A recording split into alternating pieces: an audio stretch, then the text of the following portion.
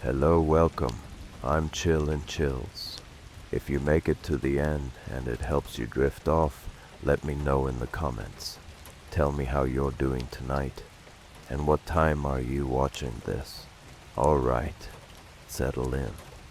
The story's waiting. Empty theater. Velvet seats and a single light keep time as dust drifts. You notice the red velvet and the hush that has settled like a soft sheet over everything. And the stage is bare, and the curtain hangs with a slow, solemn patience. And the single light in the back gives the room a small, private constellation. And the echo here is long and friendly, carrying gentle sounds in a way that makes you feel cushioned. And you watch the dust fall through that light like a slow snowfall in a distant winter, and each grain takes its own time to decide where to land. And you listen to that decision as if it were a story told in fragments, and your breathing becomes part of the auditorium's hum. Another small, steady voice among the quiet, and the seats hold you like a hand, and the room invites nothing but stillness and the memory of applause that is now only a ripple in the fabric.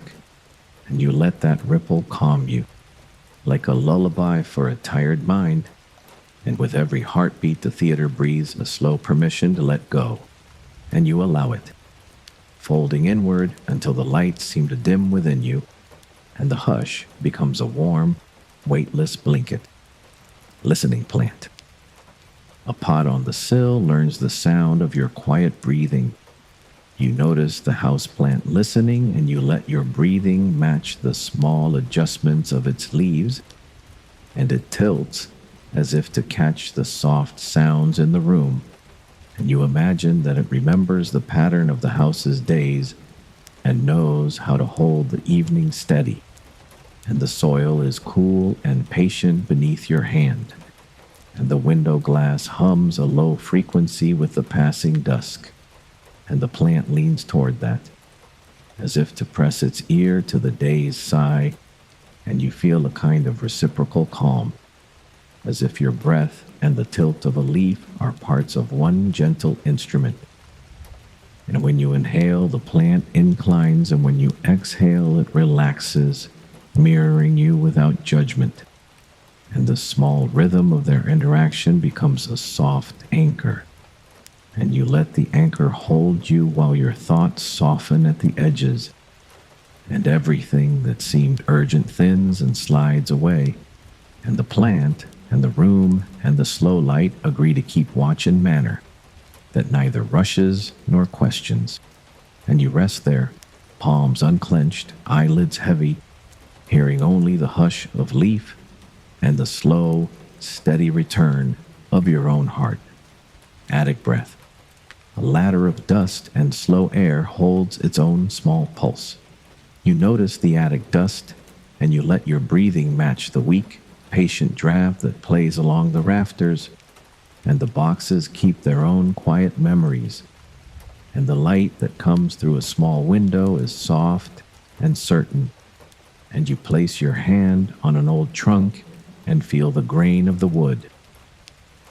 Tell you it has kept many things safe, and the small noises here, the settling of beams, the faint creak of a hinge, the soft whisper of old paper, make a slow chorus that soothes rather than disturbs, and you imagine the attic as a chest of small sleeps, each garment and letter a folded breath, and the air is thick but not overwhelming, like an embrace that has learned restraint, and you let the rhythm of the creaks and the sighs become a metronome for winding down, and with each measured tick you become lighter, until the attic seems to breathe you as much as you breathe the attic, and in that mutual ease you drift toward a quiet place, warm and muffled, where the world seems safely stored, and the night is a gentle custodian.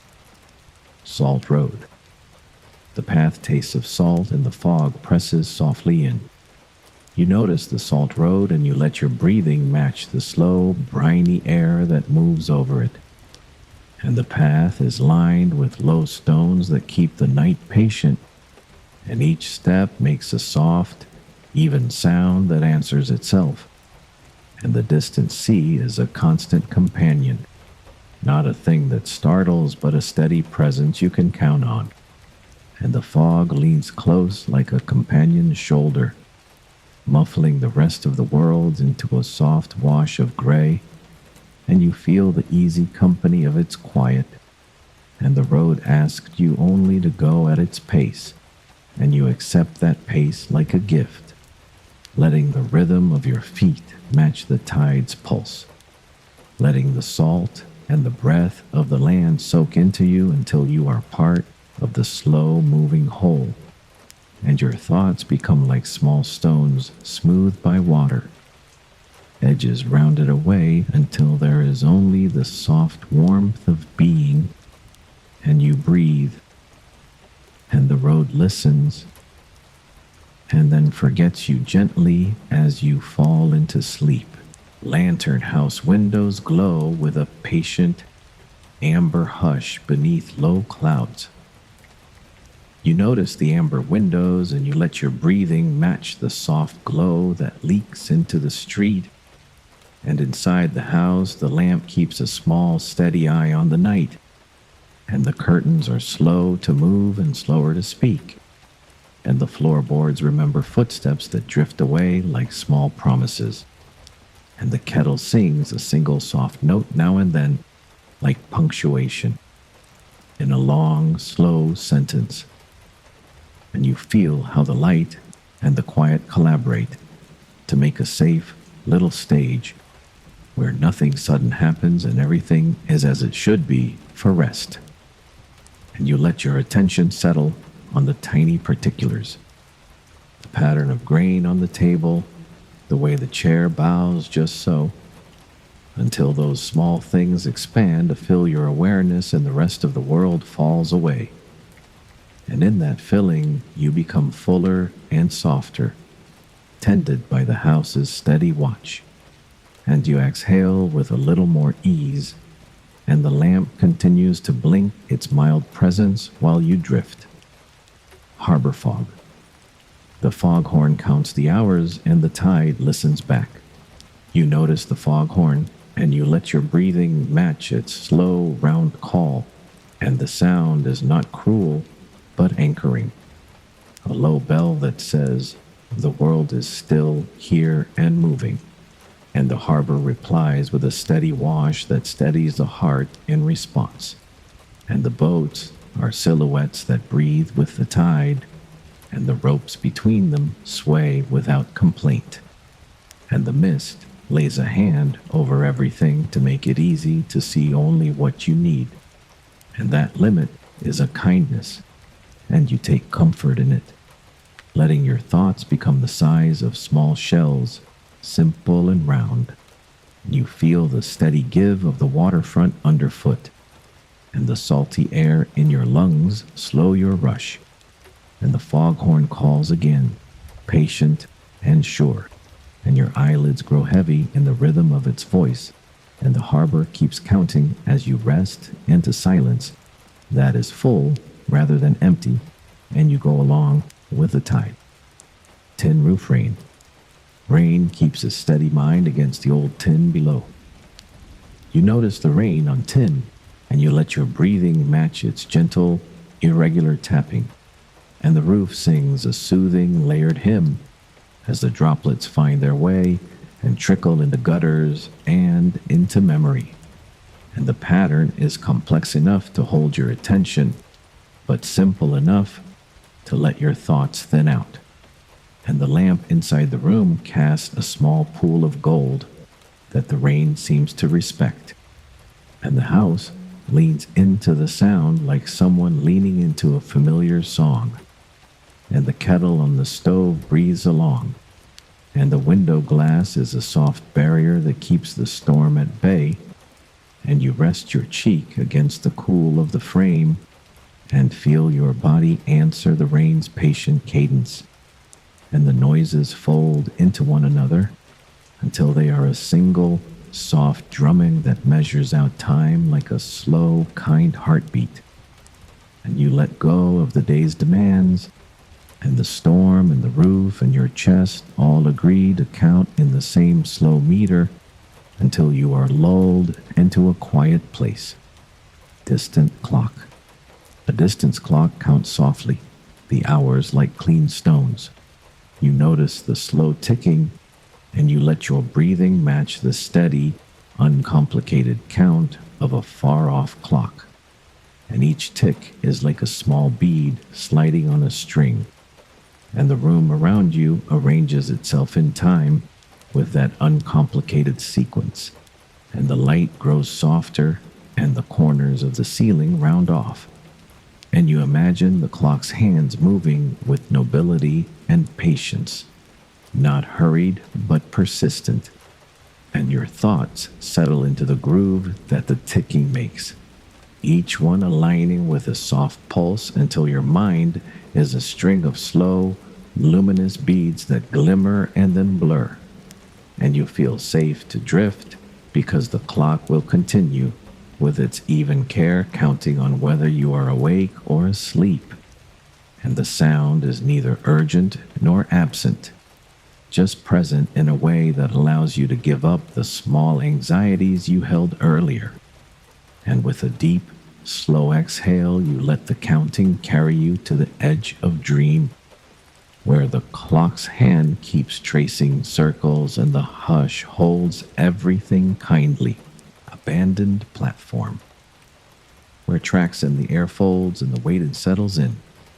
You feel the platform shadows and you let your breathing match the unfamiliar yet gentle hush that rests on the rails. And the last station light is a patient eye that does not glare, but observes with soft interest. And the benches remember warm backs and now receive cold emptiness with a kind of courtesy. And the air itself seems wound like a slow clock spring, releasing tiny notes of cool that make the skin prickle just enough to remind you you are breathing, and the tracks ahead blur into a darkness that feels like a low door waiting to be opened to sleep, and small sounds. A distant dog, a far-off cough, the whisper of paper, fold into a steady pattern, and you let them be the landmarks by which you navigate toward a calm space, and the platform holds you as if it were itself a patient friend that keeps watch until you fall quiet, and the night eases you down in measured soft increments until you are almost weightless, and the waiting becomes a lullaby of stillness. Sea lantern. A distant lamp swims in slow silver water, gentle and low. You feel the sea lantern and you let your breathing match the slow, buoyant sway of light on water. And the little lamp marks a place where the world remembers to be patient, and the holes nearby breathe in a rhythm that is measured and kind, and the fog curls around the beam like a contented animal, soft and willing, and the rope creaks an old reliable chord that blends with the hush. And somewhere a gull's call is thin and distant and quickly folded away by the tide, and you sit on the quay and trace the light's reflection with your eyes as it moves in slow reluctance and return, and the sea keeps a long, low counting under everything that steadies you in turn, and you let those counts fill the spaces between your thoughts until they have nowhere to land but a soft, even sleep, and you breathe out with the weight of the tide and the lamp keeps warm, a small beacon that means it is safe to close your eyes. Final lull. A last small room hums like a soft exhale into night. You feel the breath like fog and you let your breathing match the slow, measured drift of the air inside the room. And the lamp is a low moon that keeps its color soft and patient, and the furniture leans into the night as if to offer you a place to rest. and the window keeps the world at a comfortable distance, and the small clock on the mantel counts with a kind, unremarkable cadence that holds no surprise, and the blanket over the chair is warm and familiar and will not slip, and you fold into it like a practiced habit, and your thoughts become simple, rounded shapes that fit into pockets of hush.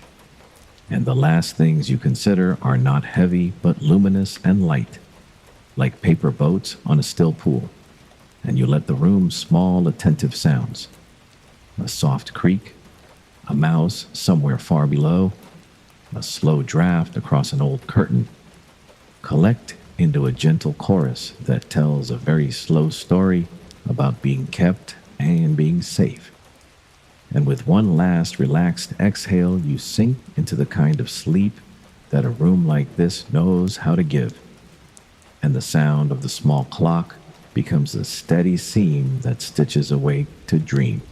Whispering over the water, a still lake holds the sound of unseen voices. The lake lies quiet under a low, drifting sky.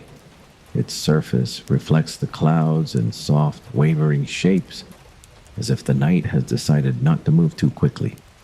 You stand at the edge where moss meets sand, breathing in air that smells faintly of wet leaves and stone.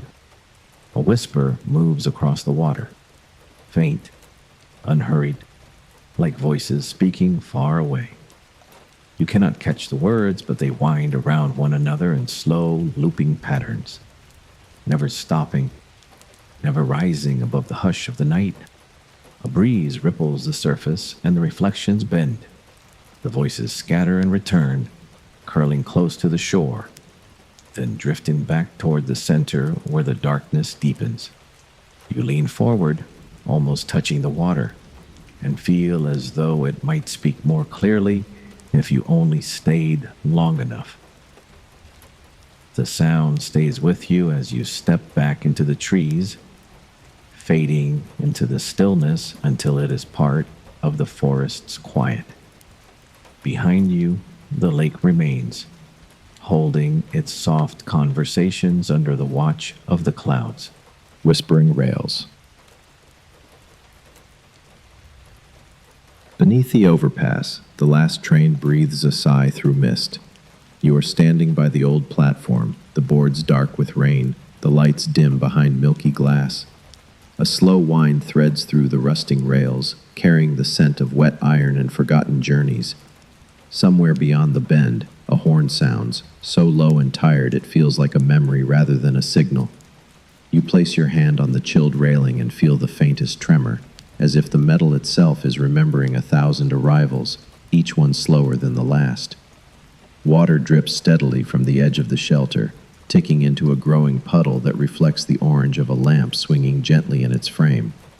A moth flutters past, drawn to that lamp, then drifts away again into the stiller dark beyond the tracks. The shadows here are patient.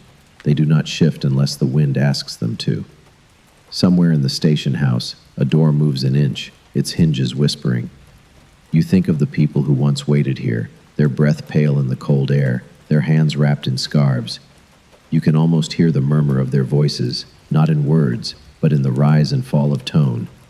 The rain joins in, each drop part of a rhythm older than the town itself. It feels as though, if you stayed here long enough, the train would come, not fast, not loud, but in a long, unbroken glide. The lamps would burn a little brighter, and the platform boards would creak under careful steps. But you do not move, and neither does the night. The horn sounds again, farther now, softer, and the rails grow still. The puddle holds the lamp's reflection perfectly, until the next drop lands and breaks it into ripples one by one, fading back to calm. The rocking chair. In the small room at the top of the stairs, the chair moves back and forth with a measured sigh against the floorboards. No one sits in it now, yet it keeps its rhythm as if someone never rose. The wallpaper is faded, its pattern of roses blurred by years of sun. Light from the single window falls in a pale square across the floor, catching the slow curve of the chair's arm. You stand in the doorway, listening to the gentle creak, the whisper of wood that seems to match the beat of your own heart. The air smells faintly of old cotton and lavender, as if the room still holds on to the presence of someone who sat here for many afternoons. You take a step inside and the chair does not pause. Its movement is steady, patient, almost welcoming. Outside, a soft rain begins and the sound joins the chair's rhythm until it is hard to tell them apart. You lower yourself into the seat, and the motion adjusts to your weight without complaint. The floorboard beneath you groans once, then quiets. You let the chair carry you forward and back, until the rain sounds softer still, and the room feels as if it is breathing with you. Rain at the theater.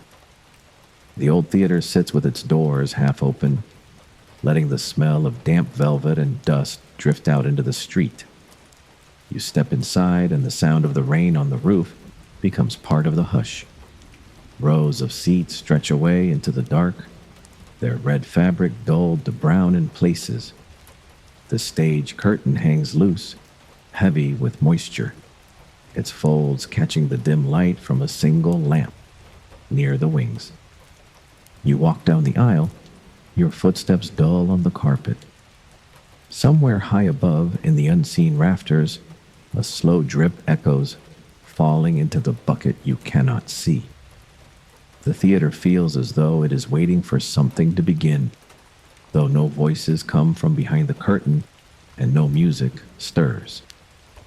You sit in the middle row and listen to the rain, join the slow dripping, the occasional sigh of the old walls settling. After a while, the lamp on the stage sways faintly, though no wind moves in here, and its shadow ripples across the curtain like a soft breath. The sound of the rain deepens, and you close your eyes, feeling as though the theater is wrapping itself around you, protective and still. The listening fern. On the windowsill of the narrow kitchen, the fern leans toward you. Its fronds are a deep green, tipped with a fine curl that trembles at the smallest change in the air. Outside, a pale morning light filters through the glass, carrying with it the soft patter of drizzle against the panes. You stand with your hands resting on the counter, watching the way the fern's leaves seem to adjust themselves, one after another, until they face you entirely. The air feels heavy with the smell of wet soil.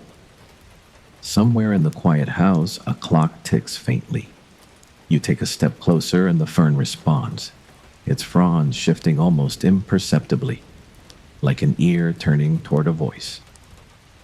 You do not speak, but still it seems to listen, holding its stillness with purpose. The longer you remain, the more the sound of the rain fades into the background, until there is only the sense of being observed.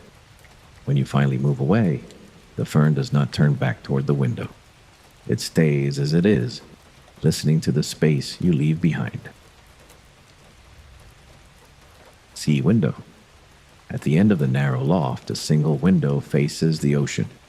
The glass is old and wavering, bending the view into gentle curves. You sit on the wooden bench beneath it, listening to the distant break of waves. The tide is low, and the exposed rocks gleam darkly under the pale sky. The room smells faintly of salt and dried seaweed, a scent that clings to the beams and floorboards.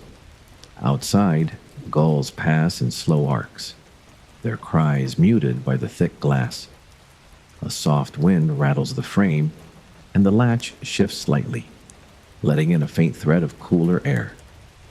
You rest your fingertips on the sill and feel the subtle vibration of the sea's constant movement. The longer you sit, the less the horizon feels like a line and more like a slow breath, rising and falling beyond the glass. Shadows on the jetty. The jetty stretches into the dark water, its boards damp and gleaming. You walk to the end where the posts are wrapped with thick rope that smells of salt and rain. The water laps against the wood with a slow, even rhythm. Behind you, the shore is a blur of dim lights. Ahead, only the black surface of the water. A shape passes beneath, too slow to be a wave, and a shadow drifts over your feet before dissolving back into the deep. You stand there until the night feels as wide as the sea itself. The second pillow. You wake in the dim light, hearing the slow drag of breath beside you. The second pillow, the one you never use, is pressed with the shape of a head. It sinks a little deeper as you watch.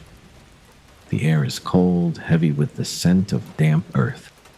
You whisper, but the breath pauses, then resumes. Slower now, as though listening to you. In the corner, the shadows deepen, folding themselves closer to the bed. The mirror that turned late. The mirror in the upstairs hallway always showed you exactly as you were, except tonight, when you walked past and saw yourself still turning the corner several seconds later. You froze in the dim light, watching your reflection complete a movement you had already finished. It faced you then, head tilted just slightly, a strange patience in its eyes. The air near the frame was cold enough to make your skin prickle, and your breath fogged in the still air. You stepped forward and the reflection did the same, but slower, almost lazily. It blinked once and you realized you had not. You leaned closer, seeing details in its face that were not in yours. A shadow under the eyes, a faint smear of something dark along the jaw. From the far end of the hall came the soft creak of the floorboards, but your reflection did not look away. Then it smiled, small and without teeth, and the cold deepened as if the house itself had drawn in a breath. The wet steps. In the empty kitchen, you hear the sound before you see it. Slow, wet steps crossing the tile floor.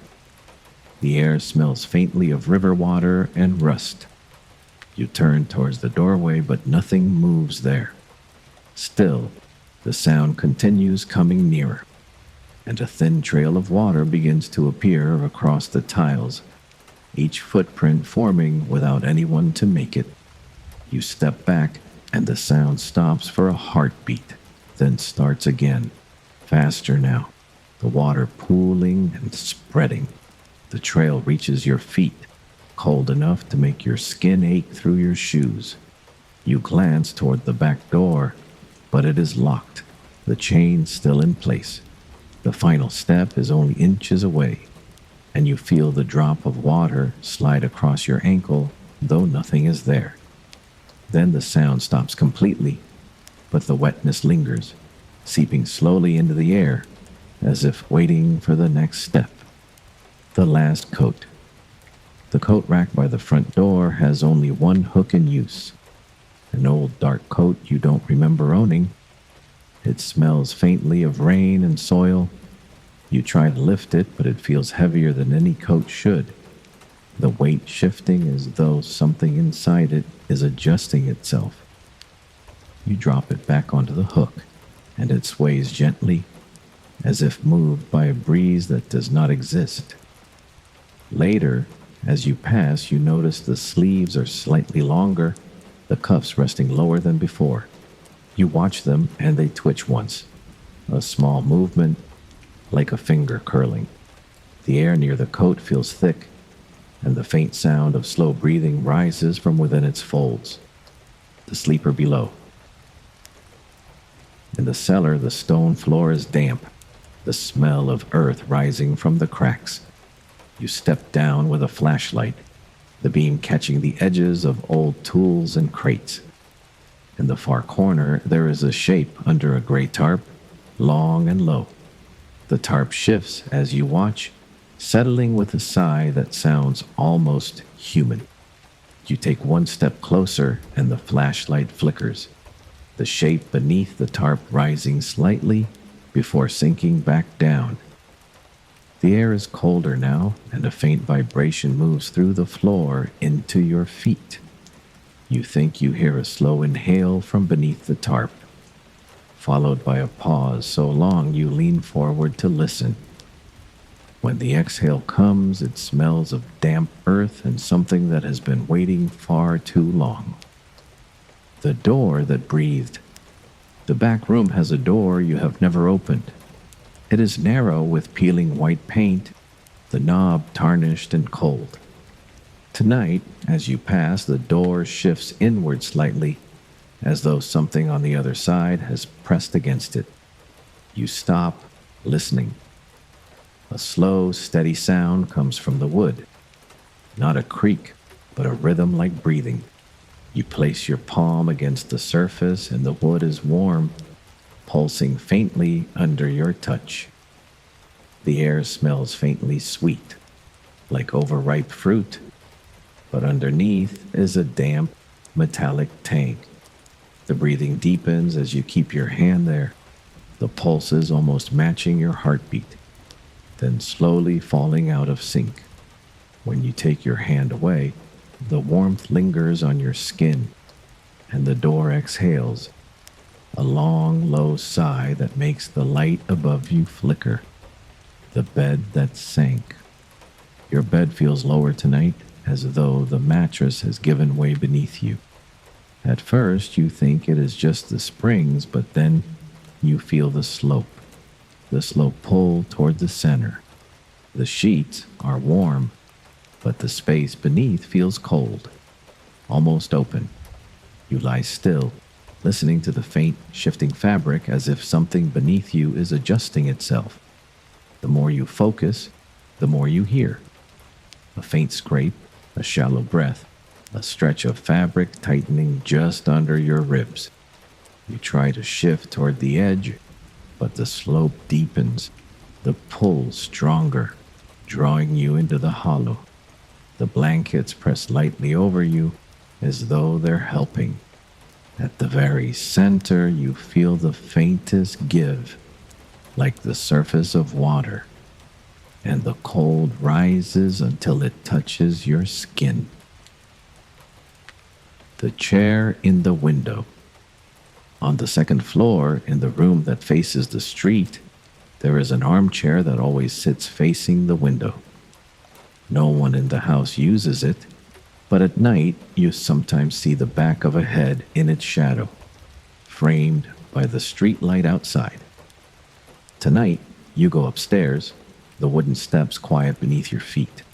The door to the room is half open, and the chair is there, its back toward you. The shape in the chair does not move. You watch for a long time, waiting for a breath or a shift, but nothing happens. The room smells faintly of old fabric and dust. When you finally step inside, the chair is empty, but the cushion is still depressed, and faint warmth lingers in the air around it. The night whisper. The whisper comes after the lights are out, soft enough that you almost think it is the wind, but it has shape, syllables, and a rhythm that keeps returning. You lie still, eyes open in the dark, listening as it comes closer. Not from the door, not from the window, but from just above your pillow. It speaks too low to understand, but the tone is careful, coaxing. You hold your breath, and the whisper pauses, then resumes, louder now, as if sensing the attention. The hair along your arms lifts, and you feel the faint stir of air against your ear, warm and damp. The words spill faster for a moment, then fade, leaving only the sound of your own breathing, until the last syllable returns, alone, right at the shell of your ear. The hallway without an end. The hall past the kitchen has always been short, leading to the back door. Tonight, when you glance down it, the far wall is gone. The floorboards stretch on, the wallpaper repeating into a pale, endless tunnel. You take a step, and the boards groan softly underfoot. The smell of dust and cool air fills your lungs. You pass the place where the back door should be, but it is not there. Only more hallway, each section dimly lit by the same flickering bulb. Somewhere far ahead, you hear a slow tap, like a single footstep repeating every few seconds. You turn to look back, but the kitchen is farther away now, the space between you stretching with the same quiet patience as the hall ahead. The tap comes again, closer this time, and you cannot tell if it's behind you or in front. The curtain that moved. The living room curtain sways gently, though the windows are closed and the air is still. You stand watching, trying to find a draft, but the fabric shifts again, this time folding inward, as if someone unseen is brushing past from outside. The smell of damp leaves drifts faintly into the room. You step closer, and the movement stops instantly. The fabric hangs perfectly still, the fold sharper than before. You touch it, and the cloth is cold, almost wet, though no water clings to your fingers. From behind the curtain comes a faint, slow breath, so close you feel it warm your knuckles. The porch guest. The porch light hums above the front door, drawing moths into its pale halo. From the upstairs window, you notice a figure standing just beyond the circle of light, unmoving, watching the house. Its shape is blurred by the shadow, but the tilt of its head is precise, deliberate. You lean closer to the glass, and the figure shifts a single step forward, the porch boards groaning in the night air. You step back, heart slowing, and when you look again, the figure is gone. But the boards still creak in a slow, steady rhythm, as if under a weight that hasn't left the clock that waited. The old wall clock in the hallway has stopped ticking. It hangs at the same time it did yesterday, the pendulum motionless. You pass it once, twice, and on the third time, the hands have moved forward by a single minute, though the pendulum is still. The air around it feels thick, and when you lean in to listen, a slow thump comes from inside, like a muffled heartbeat. You back away, and the minute hand shifts again, quick and soundless, as though trying to catch up to you. The thing under the sink. The cabinet under the sink is closed, but the sound coming from it is wet, slow, like a sponge squeezing itself over and over. You kneel down, ear close to the wood, and hear a faint drip that never hits the floor. The smell of stagnant water grows stronger. You reach for the handle, but something taps the inside 3 measured knocks, and the sound stops completely. The silence that follows feels heavy enough to press against your chest. The phone that breathed. The phone on the table rings once, then goes silent. You pick it up, but there is no voice, only the faint sound of breathing, steady and patient. You speak, but the breathing does not change. You listen longer, and it becomes clear. The breath is in time with yours, matching each inhale and exhale perfectly. When you stop breathing, it does too, holding still until you can't, and then resuming exactly with you again. Midnight Station. A patient silence lives where trains once waited and left. You feel the rain on tin, and you let your breathing match it. A slow, measured shifting that carries you onward, and you follow it without hurry. Your thoughts unspooling like pale threads that drift across a dim station platform where the lamps are patient and the benches remember the shape of weight in a careful way, and the slow sound of a distant train bell folds itself into the hush, and the hush teaches you how to fold yourself into the waiting, where every small echo is a soft invitation to stay, and you notice how the air leans, how the ceiling keeps a steady memory, how your feet remember how to be still, how your hands unclench as if the world itself has decided to breathe with restraint. And there's a light that blurs at the far end of the tracks, like a lantern at the mouth of sleep, and it moves only with the tide of your thoughts. And so you sit and let the rhythm of that soft bell and the sigh of wind on metal guide you toward a quieter place, toward a softer count, toward the place where the station empties into sleep and the night keeps everything gentle, as if preserving the edges of things in a slow, careful way that never startles or demands. And you let your eyes rest on the pattern of the floor, on the slow drip of rain from the eaves, on the tiny, steady lights that line the rails. And with each small sound you become lighter, as if the platform is a harbor for tired breath.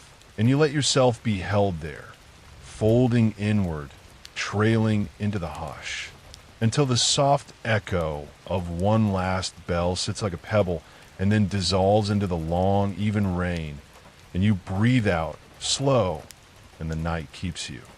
Foglight, a lone lamp blurs in the wet, the world moving slowly past.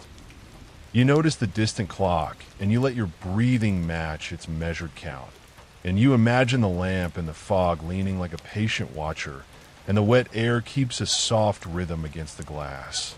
And the slow hush of breath moves through the space between you and the lamp, as if the world itself were taking a small, deliberate pause, and the puddles answer in tiny circles that widen and soften. And the sound is steady and unremarkable and therefore kind, and you let your mind walk in.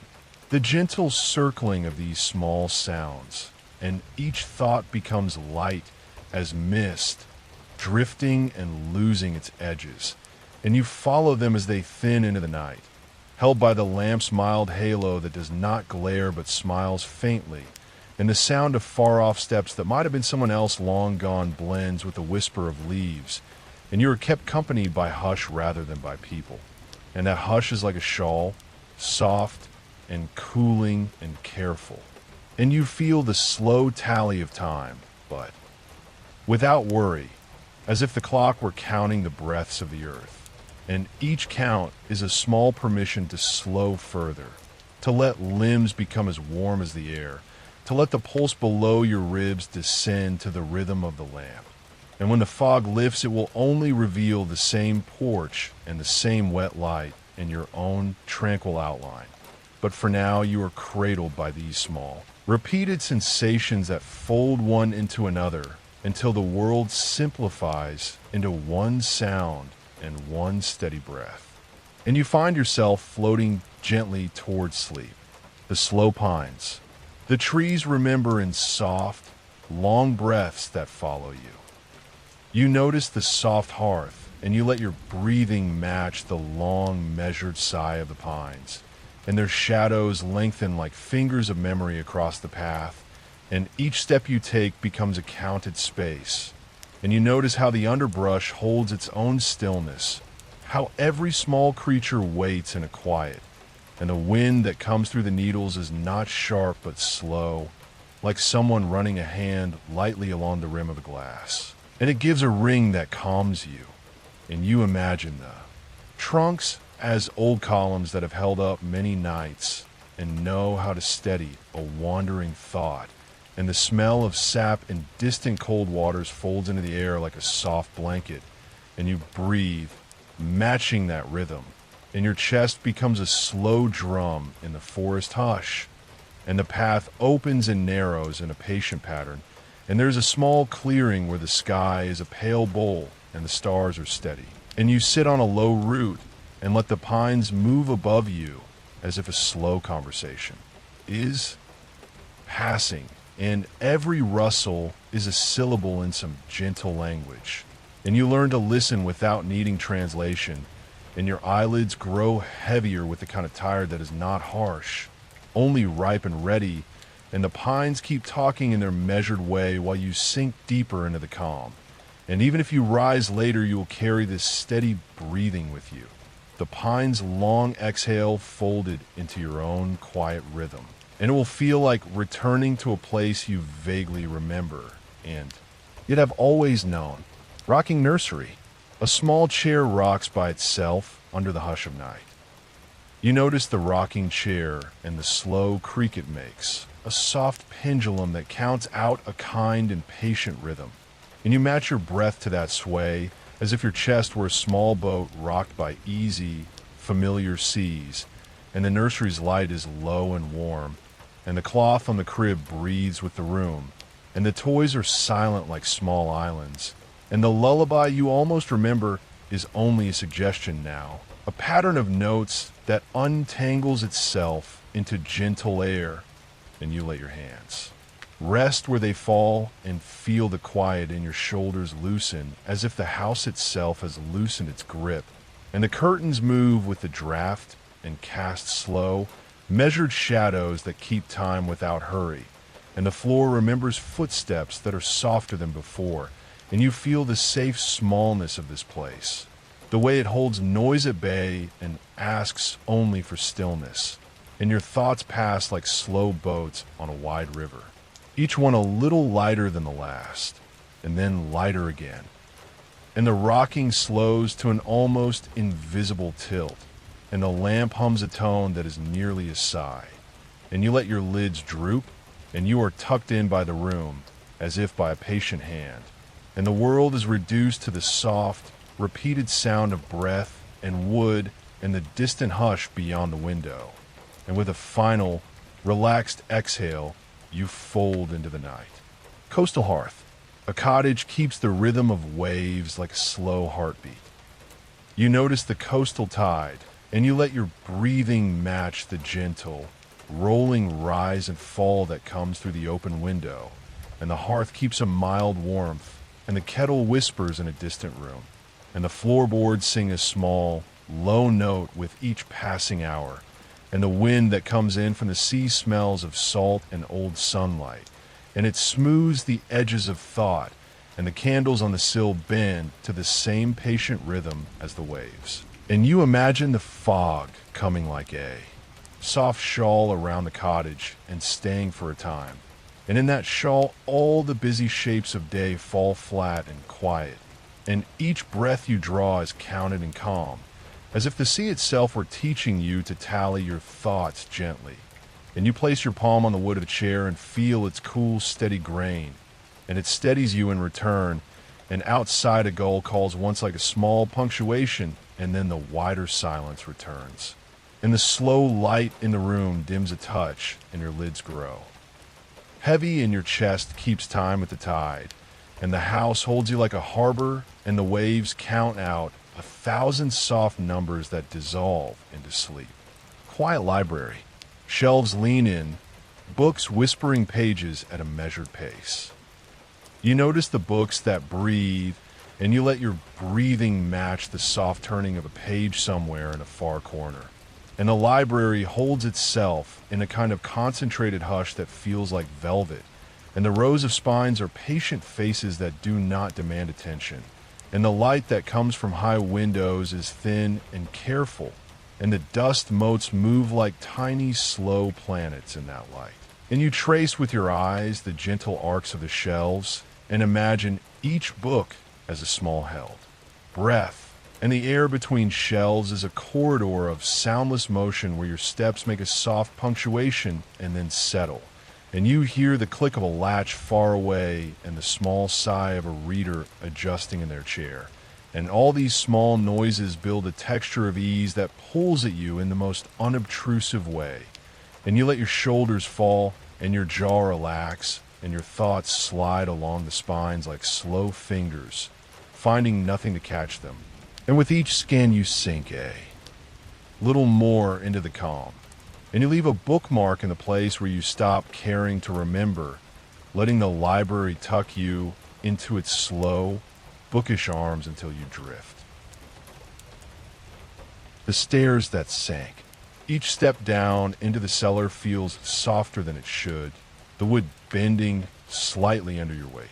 By the fifth step, you realize the boards are dipping lower than before, your feet sinking into a faint coldness.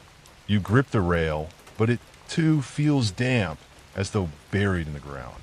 Looking back up, the top of the stairs seems farther away, the light above dimmer, as if the space is swallowing you 1 inch at a time. The blanket in the corner.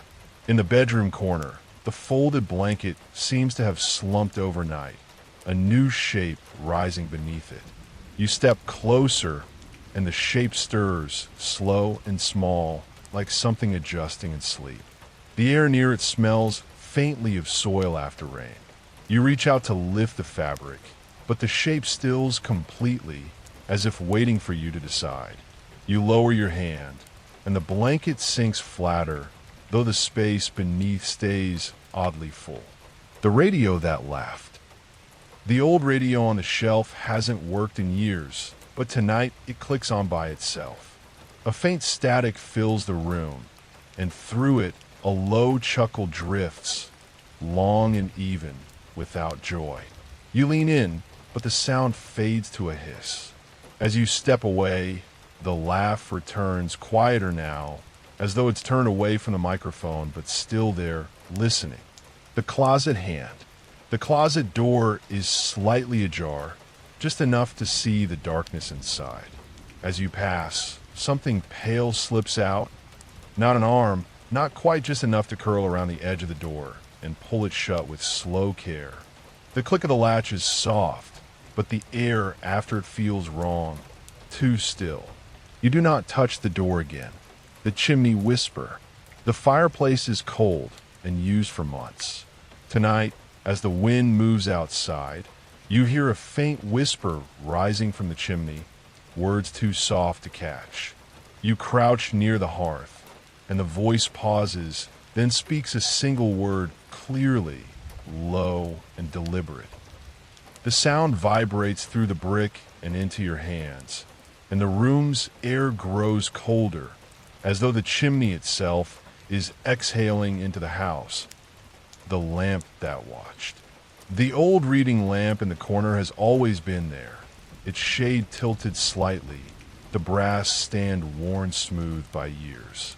Tonight its light seems softer, but sharper somehow, as if it's bending toward you. You sit in your chair, the lamp's glow falling exactly on your hands, following even the smallest movement. You shift your seat, and the light shifts too, without a sound.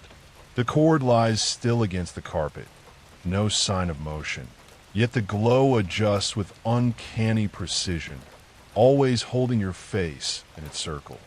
The room smells faintly of warm dust and old paper. You glance toward the switch and see it hasn't moved.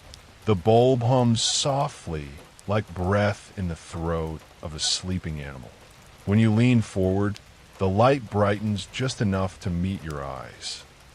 You lean back, and it dims a slow, deliberate fade, as though reacting to your distance. In the glass of the framed picture beside you, you catch the reflection of the lamp's shade, and for a moment, it doesn't look tilted at all. It looks perfectly straight, and beneath the edge of the shade is the faint suggestion of something watching from inside. The hum deepens when you notice a pulse in the air that you feel in your teeth. You tell yourself it's nothing, just a trick of focus, but when you stand to leave, the light bends after you, the circle of its glow touching the back of your neck. You walk faster, and the light stretches impossibly far, keeping pace until you reach the door. Just before you turn the knob, the lamp clicks off by itself, leaving the room in a darkness that feels heavier than before, as though something in the corner has only just closed its eyes to the window that listened. The window in your bedroom overlooks the side yard, a narrow strip of grass and shadow where nothing ever seems to happen. Tonight the glass looks darker than usual, like a polished pool reflecting no light at all. As you approach, the air near it feels cooler, as if the outside has crept a little closer. You stand still, and in that stillness you hear it, the faint sound of someone breathing on the other side. It is steady, unhurried, a rhythm that matches neither your own breath nor the quiet stir of wind. You lean closer, and the sound stops abruptly, replaced by a heavy silence that seems to press against the pane. Then, From somewhere in the blackness beyond the glass, a whisper curls upward, too faint to catch words, only the shape of them. You tap the glass once, and the whispering stops, but the breath returns, slower now, almost deliberate.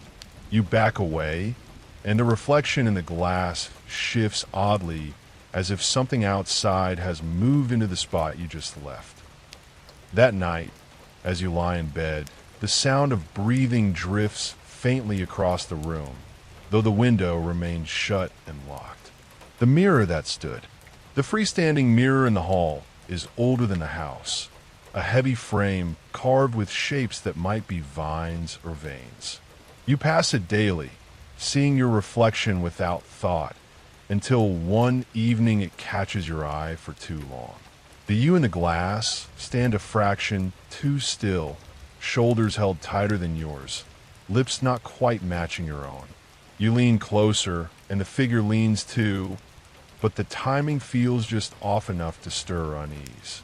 A faint smudge appears in the corner of the glass, like fog on the inside, though no heat touches it. You wipe at it, but your reflection's hand lags behind, pressing to the glass a moment after yours is lifted.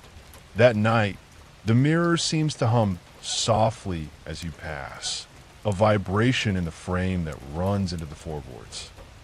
In the dim light, you notice the carved vines along the edge have shifted slightly inward, as though reaching toward the glass, the hallway that breathed. The back hallway always felt longer than it should, the walls leaning inward just enough to notice if you stared. Walking it at night is different. The shadows along the floor seem deeper, moving in slow rhythm. Tonight, as you walk through, the air ahead feels warm, then cool, like a slow exhale brushing past you. You pause, and the air pauses too, as if the hall is holding its breath until you move again. A faint creak rises from beneath your feet, then another behind you, not quite matching your steps. You turn, but the hall stretches back in the same dim way. No one there. As you take the last few steps, the air grows still, almost heavy, and you can feel the lingering echo of breath against your cheek, though nothing is close enough to touch you. The door that closed. The basement door is never shut. The latch has been broken for years. Tonight, passing by, you find it closed tight, the air on the other side cooler through the gap at the bottom. You push, but the door resists, heavy as if pressed from the other side. After a moment, it swings open easily, the stairs below swallowed in shadow. You tell yourself it's just the settling of the house. But as you turn to leave, the door eases shut again, slower this time, until the latch clicks into place without help. The click echoes faintly, as if from far below the stairs rather than in front of you, like the chair that turned. In the study, the old desk chair faces the window, its leather cracked with age. You're sure you left it turned toward the desk, but now it sits at an angle just enough to suggest it was moved while you were away. You turn it back, sit for a while, then leave. Later, you return to find it angled again, this time toward the door. The change is subtle, but the wheels leave no marks on the rug. One night you wake to a faint creak, and in the dim light from the hall, you see the chair facing directly toward your bed, the ceiling voice. The faint sound comes at night, from somewhere above, not the roof, not the attic, but closer inside the space between ceiling and plaster. It is a voice, slow and low, speaking a language you don't know. You lie still, listening to the pauses, the measured cadence, the way it seems to lean closer when you focus on it. One night, you knock softly on the ceiling and the voice stops. The silence lasts a long time before the voice begins again, this time quieter, almost a whisper, and now it sounds like it's speaking directly into your ear. The portrait that smiled. The painting in the upstairs hall is of someone you never met, a man in an old coat, his face solemn. Tonight, as you pass, the corners of his mouth seem slightly lifted, the expression almost kind, but wrong in a way you can't name. You stop, looking closer, and the smile fades, leaving the same stern face as before. You walk away, and from the corner of your eye, the smile returns, sharper this time, the teeth just visible. The whisper in the drain. The bathroom drain gurgles softly long after the water is gone. One night, leaning over to listen, you hear words in the sound, faint and muffled, like someone speaking through water. You lean closer, and the drain's breath grows warmer, the whisper clearer, though still too soft to understand. The smell of wet stone drifts upward. You back away, and the gurgle fades into silence, though the warmth lingers against your face at the book that turned on the table. The book lies open to a page you don't remember leaving. You close it, turn away, and when you look again, the pages have shifted to a section near the end. You test it, close the book, place a weight on top, leave the room, and still it opens to another place each time. One night, the book opens to a blank page, and as you watch, faint letters begin to appear, one by one, spelling your name slowly and without pause. Lantern in the fog. A lone light sways in the drifting gray. Fog rolls across the empty street, soft and slow, carrying the faint scent of rain and stone. A lantern appears ahead, its glow pale and unblinking, swaying gently as if held by a careful hand. Footsteps echo in the distance, steady, deliberate, yet no figure steps from a mist. You stand still, listening, the sound folding into the thick air until only the light remains. It drifts past without hurry, disappearing into the gray, leaving the street as quiet as before, as though it had never been there at all. The fog lantern. A lonely beacon hums within its shroud of soft gray air. The lighthouse rises from the rocks like a tall candle, its flame wrapped in the constant swirl of ocean fog. You walk slowly along the narrow path, hearing the hiss of waves against stone far below. The fog clings to your coat, cool and damp, and the smell of salt is heavy, almost sweet.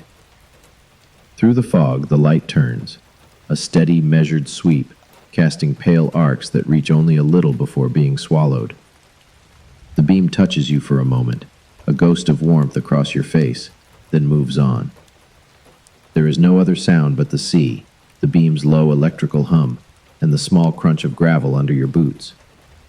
Somewhere high above, inside the glass, the lantern breathes with its mechanism, a rhythm so steady you match your own breathing to it. At the base of the tower, the door waits slightly ajar. Inside, the steps spiral upward into shadow, the air cooler still. Your hand slides along the worn railing, following the slow turn until the narrow room opens at the top. The light is brighter here, yet soft through the glass, and the fog presses against every pane as though it listens. You can feel the slow pulse of the machinery through the floor, the beat of a heart that never quickens, never slows. You stand with it until the fog thickens to white, until sea and sky vanish into one, and the light sweeps on, patient and certain, into the deep hush.